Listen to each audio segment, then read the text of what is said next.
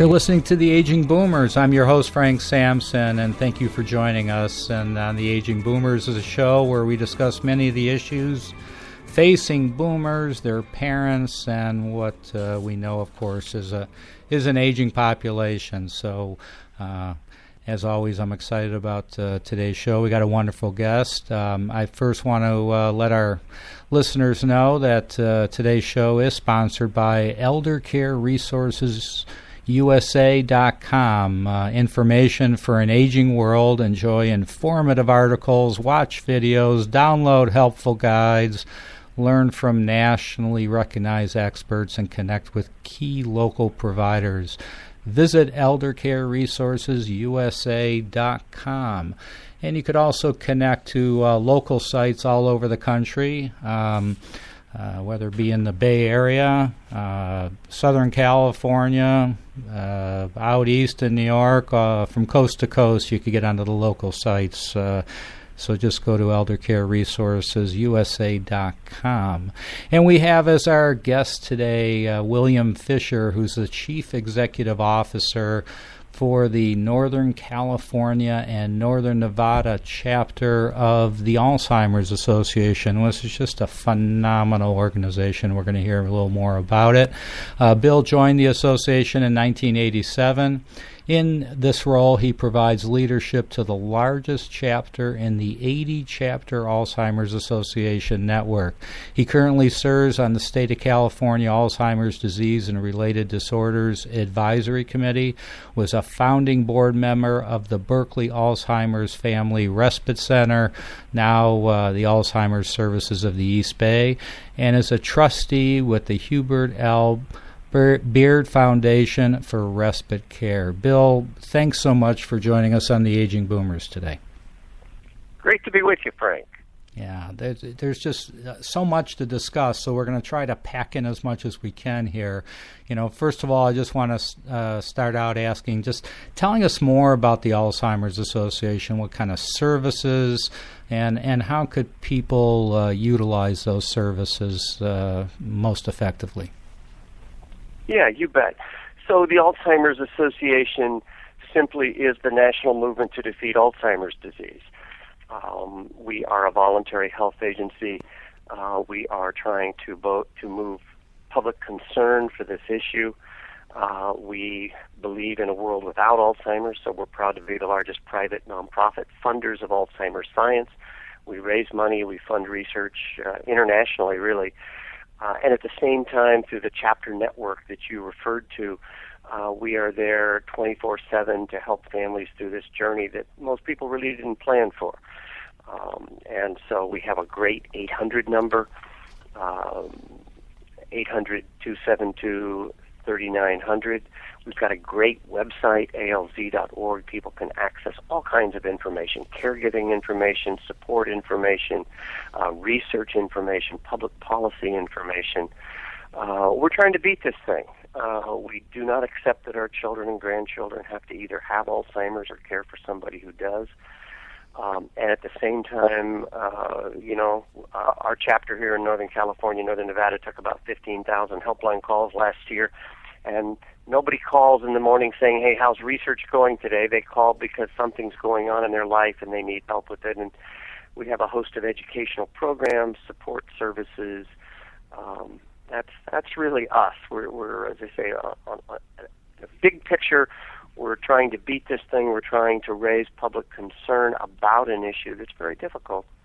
And on a day-to-day basis, we're trying to help families navigate a very challenging issue.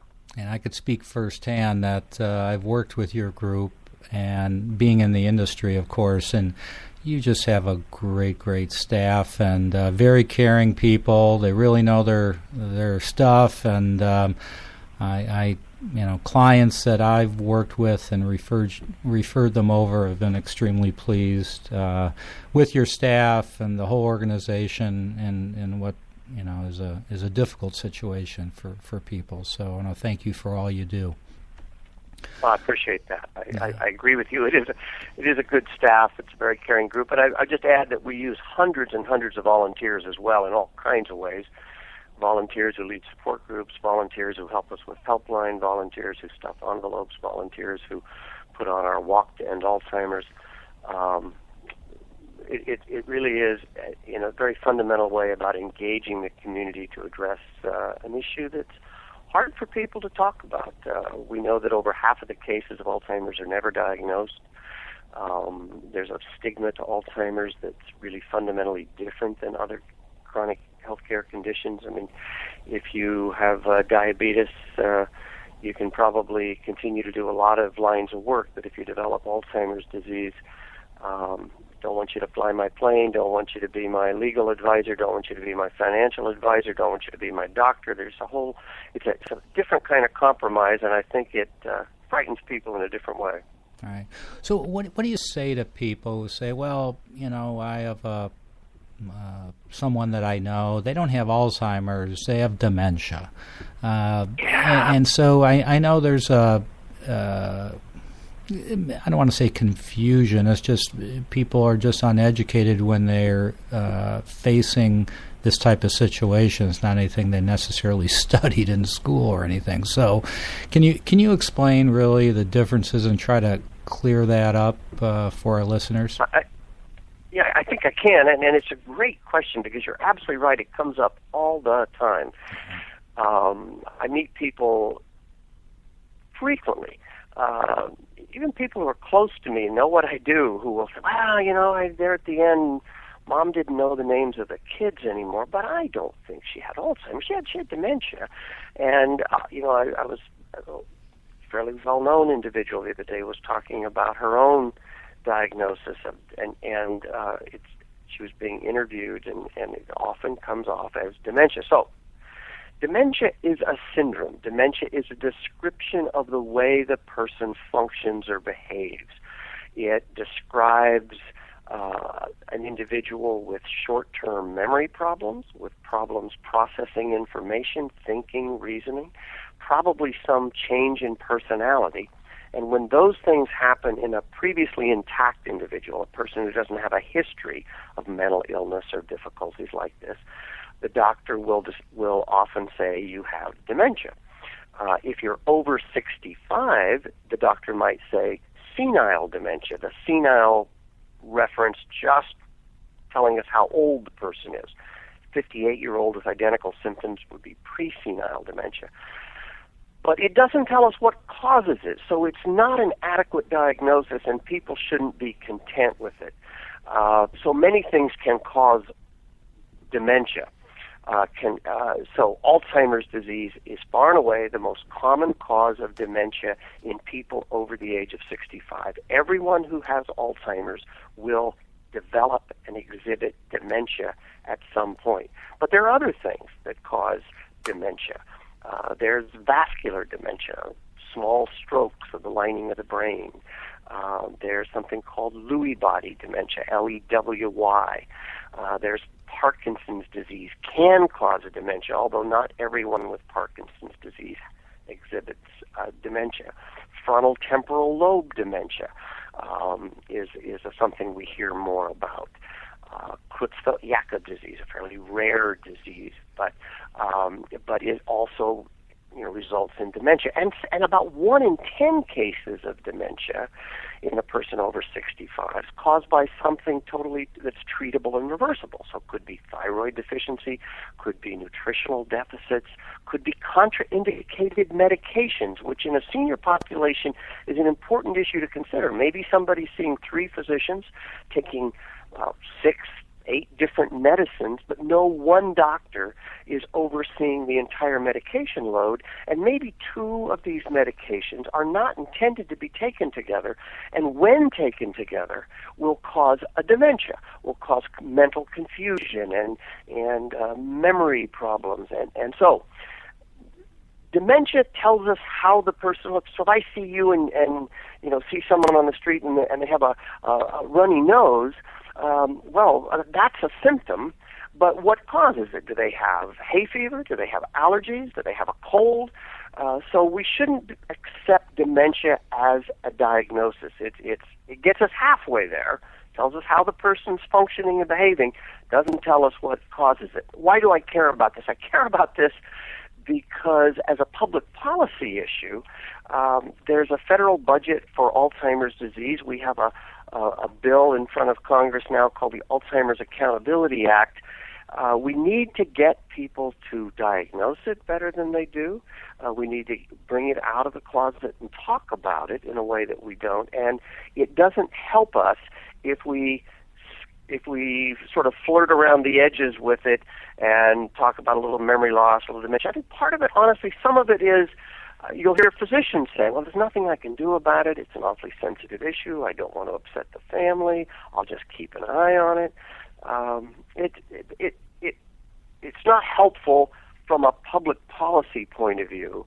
And I honestly don't think it's all that helpful to families. I understand that for some families, calling it Alzheimer's is a scary thing. It suggests genetics and issues that maybe we'd rather not think about. But dementia, everybody with Alzheimer's will develop dementia, but not everyone with dementia has Alzheimer's disease. Yeah, I think your analogy of the somebody with that runny nose was a great analogy. I think it's important for people to understand that the association, Alzheimer's Association, is supportive of all the various types of dementia. Alzheimer's, of course, is the most, I guess, was it about 70% of dementia people have Alzheimer's, right. something around there. But people who they can turn to the Alzheimer's Association for assistance on various types of dementia. It's just not called the Dementia Association. It's called Alzheimer's Association. So is that am I right in that? Yeah, and actually our legal name is the Alzheimer's Disease and Related Disorders Association. So you're absolutely right. Many of the caregiving issues for people with all of these conditions that we referenced a minute ago, Lewy body dementia, vascular dementia, frontotemporal lobe dementia, are very similar. There are certainly some differences in these conditions. The age of onset, some of the behavioral manifestations are a little different, but you're absolutely right. We are there to help families with any of these conditions to the degree that we can. And at a basic science level, and as I say, we fund a lot of research, at a basic science level, there's a lot of overlap. We fund a wide range of basic science issues that relate to several of these dementing illnesses. I know you mentioned briefly about some of the public policy going on, and I want to get to that in a minute. I think it's extremely important. But before we do, can you just give an overview? And I know people could go to alz.org to get this information, but maybe just do a quick overview of just some of the warning signs of people with Alzheimer's, some of the signs I know you have on your site as well. And then we'll get into the public policy issues. You bet. So Alzheimer's disease is fundamentally identified as a problem of short-term memory. It starts in that part of the brain, the hippocampus, that is responsible for short-term memories. And your long-term memories are physically stored differently in the brain. So when my grandmother had this problem and I came home from college one time and said, "Hey, Grandma, it's me, Billy," she said, "Oh, I have a grandson named Billy." But this 20-year-old kid didn't fit the picture anymore. She didn't remember having a grandson my age and size, and eventually she didn't remember me at all, and even the last person she was able to hang on to was, in terms of her memory, was my mother, who was her principal caregiver. So memory loss, and memory loss that gets in the way of activities of daily living. So there's another sort of emerging diagnosis called mild cognitive impairment, or MCI, which is something a little different than normal aging. And there is, by the way, something that physicians refer to as age-associated cognitive impairment, or a nice way of saying normal aging. So very, very few of us are going to remember as well and quickly and thoroughly at 75, 65 as we did at 15 or 25. We're not going to learn foreign languages as quickly. It's just more difficult. There are different things that our brains actually improve on. We're better at identifying patterns because we've had a lot more experience. Aging brains are good at sorting those kinds of things. But our short-term, our memory's not as good. But if you go to the refrigerator for something, what the heck did I come in here for? But you go back to the front room and then you remember it. That's sort of normal aging. Give yourself enough time, it'll come back to you. People with Alzheimer's disease start to have, I always say, if you go to the grocery store for 10 items, you come home with 7 of them, that's normal. But if you lose your way home from the grocery store, that's not normal. People have problems with executive function, those higher order tasks. So work, if an individual is still working, their work is one of the more complex things humans do, and people will start to have problems there in all likelihood. Familiar tasks. I had a lady call one time, and she was upset because her husband wanted to cut the neighbor's tree down because he didn't like all the leaves falling in their patio. But what was upsetting her was that he couldn't get the chainsaw started, and he always used to be able to get the chainsaw started. And I reminded her that we actually didn't want him to get this chainsaw going, but something that he used to be able to do and could no longer do. And confusion of time or place sometimes is part of it early on. So where are we? When is this? Those kinds of things. Typically, by the way, when a diagnosis of Alzheimer's is made, if you go to see a good primary care physician who understands this issue, or a geriatrician or a neurologist who understands the issue, they will start with something called a mini mental state exam, which is fundamentally just kind of a basic memory test. How are you doing? Can you count backwards from 100 by 7? Spell world. Now spell world backwards. I'll give you 3 words, and then 3 or 4 minutes later they'll ask you can you remember those 3 words that we talked about? Do you know where you are today? Those kinds of things. Your orientation to place and time. And those things, you can actually put a numerical value to a person's short-term memory. And one of the things about Alzheimer's is that it's progressive and degenerative. It gets worse over time.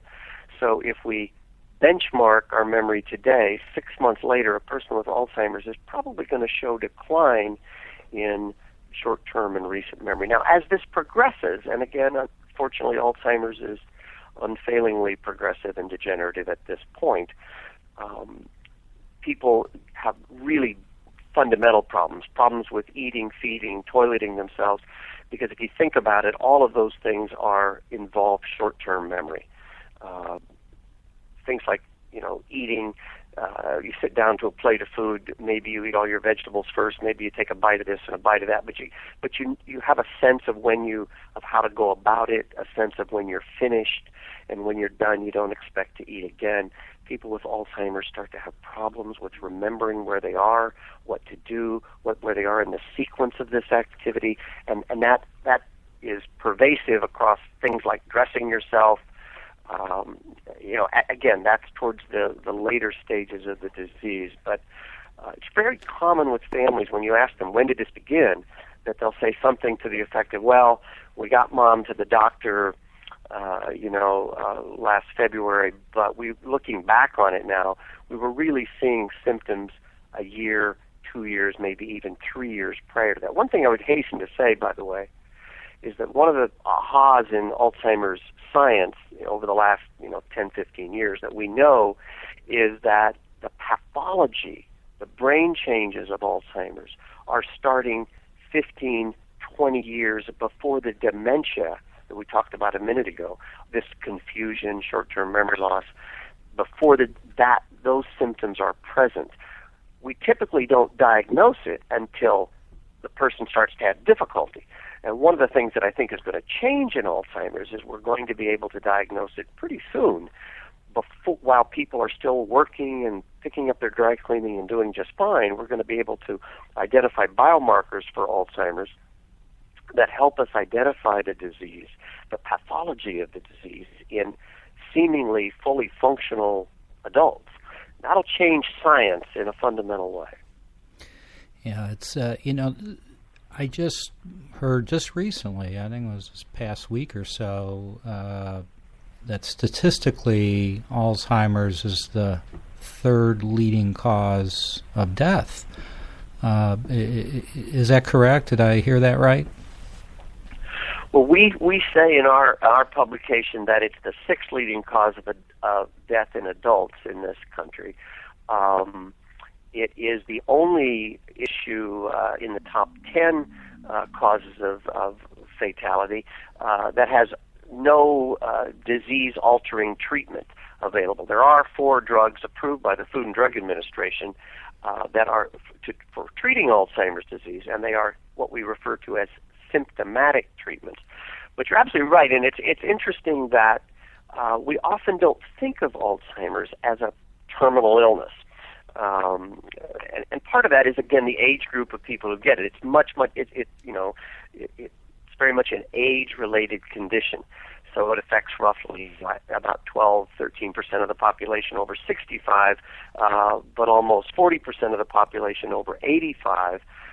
So it's very much an age-related curve, and that's why we have over 5 million Americans with Alzheimer's today. We'll have roughly 15 million Americans with Alzheimer's by 2050 if we're not able to alter that course, because the boomers that your program addresses, I am one. We're going to age in huge numbers. We're taking care of ourselves. We're eating well. We're exercising. We're going to live long, and we're going to live in large numbers into the at-risk population. And so it's not uncommon for a person with my father was an example. My father died of congestive heart failure at age 91, but he had Alzheimer's. It was his Alzheimer's that made him hard for my mother to care for. So you get a lot of what we refer to as comorbid conditions. So people have more than one issue. But if something like cancer or heart disease doesn't get you, Alzheimer's will take your life in the end. And it's one of those things that the Centers for Disease Control, the federal CDC, refers to Alzheimer's as a terminal illness. It's often not recorded in death certificates. So it's, we think, undercounted as a cause of death, but it is ultimately fatal. We only have a few minutes left, and I just like you to just talk about what's going on a national level. I know you mentioned earlier the Alzheimer's Accountability Act. So can you tell us in the next few minutes just what's going on with that so people know some of the, I don't know, things happening to hopefully bring in more dollars, etc.? Real quickly, it's all that particular act, and a lot of our work on a federal level is really about promoting research funding for Alzheimer's disease. Because, Francis Collins, who's head of the National Institutes of Health, testified before Congress here this spring, and he said there is no lack of great ideas we can get after. There's no lack of talented scientists. There's just a lack of resources. Really quickly, federally, we fund about $6 billion in cancer science. We fund about $580 million in Alzheimer's disease science. And none of us begrudge cancer a nickel, but we've been at cancer science for almost 100 years. All of us probably know someone who has survived cancer, and none of us would say we've cured it or prevented it altogether. So that investment, we would argue, has been a good investment. In 2010, we got the National Alzheimer's Project Act through Congress. Out of that came the first ever national plan to address Alzheimer's. It calls for disease-modifying treatments by 2025. Really quickly, we got $100 million last year in December when the Democrats and Republicans finally came together on a budget. One of the things that was in there that a lot of people didn't notice, but we certainly did, was $100 million in additional funding for Alzheimer's research in the base of NIH funding. So that's a good thing. The Alzheimer's Accountability Act, sometimes you go to a legislative office and they'll say, well, we don't want to pick the winners and losers. We want the scientists to decide. And while I could argue that there are a lot of exceptions to that, okay. The Alzheimer's Accountability Act would require the National Institutes of Health to submit to Congress every year what's called a professional judgment budget. Basically bring the scientists together at NIH and tell Congress what will it take to achieve our goal of disease-modifying treatments by 2025. Congress doesn't have to fund it, but at least it gives them, so the bill itself doesn't spend any money. That's part of that will hopefully help it pass. But it gives Congress, it tells them what the scientific community says it's going to take and what they could usefully put together and put to use in Alzheimer's research right now. And we'd like to see this happen. It has bipartisan support in the Congress. I encourage people to learn more about it. Go to alz.org and let their elected official know that they care about this issue. Yeah, I know you talk about scientists. Real quick, I interviewed some scientists on the show, and they're just phenomenal people. I think you probably know, you may even know them, but they said the likelihood of a cure soon is pretty remote. However, what the next step is, and I think you mentioned it before, is we might be able to kind of catch it before it turns into something, turns into Alzheimer's. We could kind of prevent it. The cure is a ways off, but preventing it would be huge. That would be huge. I think that's right, and I think you're absolutely right. That's my sense. We fund research. I get to hobnob with some of the finest Alzheimer's science in the world here in Northern California, honestly. And I think that the researchers think that you're right. And probably it's going to be a multifaceted approach. You think about heart disease. There are a lot of different things. There are lifestyle issues. There are drugs. There are even surgical interventions. I think that with Alzheimer's, there are going to be probably 5 or 6 different avenues of approach, and maybe for you, 2 or 3 things are going to be important to keep you from developing Alzheimer's disease, and maybe for me, it's 3 or 4 different things, or maybe some of the same, but some of them different, in terms of maybe addressing the amyloid or addressing the tau, a couple of fundamental proteins involved in Alzheimer's, maybe ApoE4, which is one of the genetic markers that's a risk factor for Alzheimer's, maybe inflammation, which we also know is implicated in Alzheimer's, and kind of depending on your personal profile, it's probably not going to be as simple as a polio vaccination where we all take one thing and we're protected. But I think we're going to be able to get after this by keeping it from happening. And that would be huge. All right. Well, Bill, thanks so much. We've had with us William Fisher, Chief Executive Officer, Northern California, Northern Nevada chapter of the Alzheimers-Association. Go to alz.org, or they could call on an 800 number. What's that number, Bill? It is 800-272-3900, 272-3900. Great. Well, thanks so much for joining us. We've got to have you back. I could talk all day with you about this very important subject matter. So thanks for joining us, and thank you, everybody, for tuning in. And you could go to have your friends, family, go to iTunes, download the app on your iPhone or Android phone, The Aging Boomers. And thank you for joining us. Hopefully you'll go on, make some great comments, and subscribe right on iTunes. So, again, thank you so much. Be safe out there, and we'll talk to you all soon.